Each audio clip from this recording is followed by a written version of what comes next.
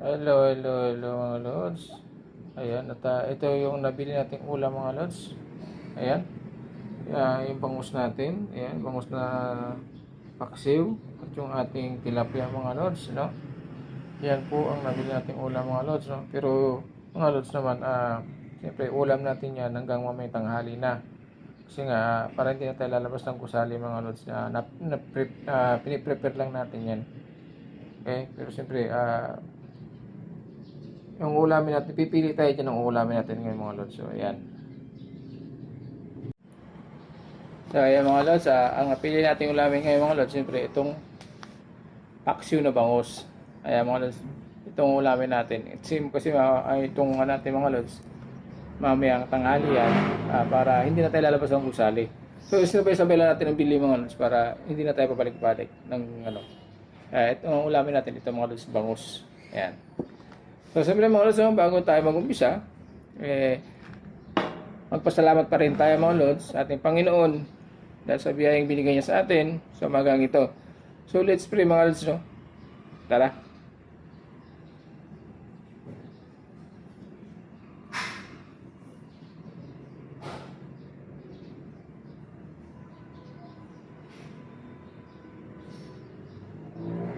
So, ayan mga lods. Ito, kasi mga lods masarap yung sabaw nito mga lods sa paksiw.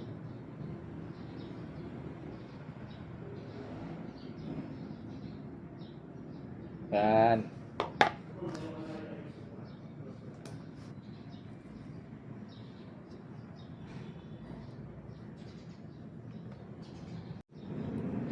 Tara mga lods.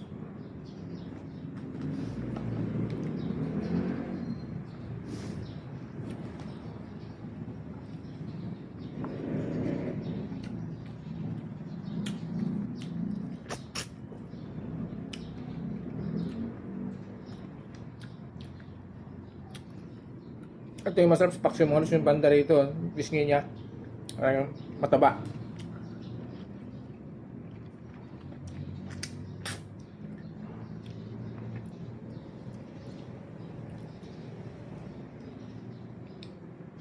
Ito kasi bangus mga lods. Kahit anong luto nito masarap. Tsaka wala siyang allergy sa katawan natin. Ayan. Hindi katulad ng ibang ulam na meron siyang allergy. Hindi pwedeng kainin.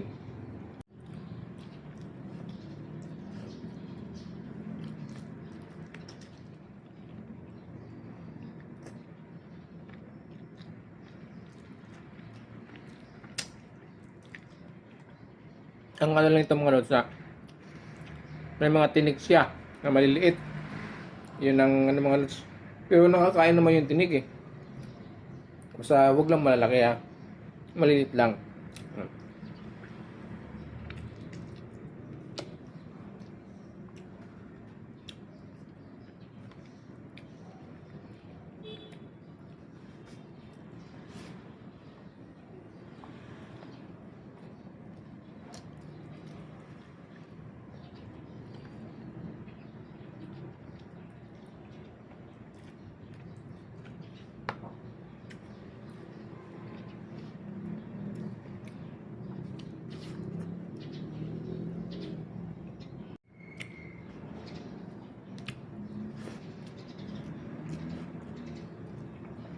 Parte dito mga lods.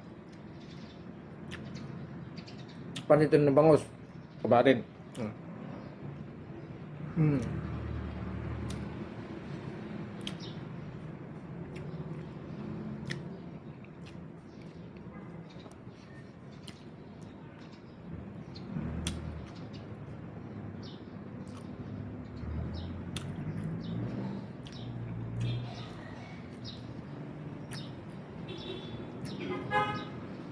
So ayan mga lods, thank you very much.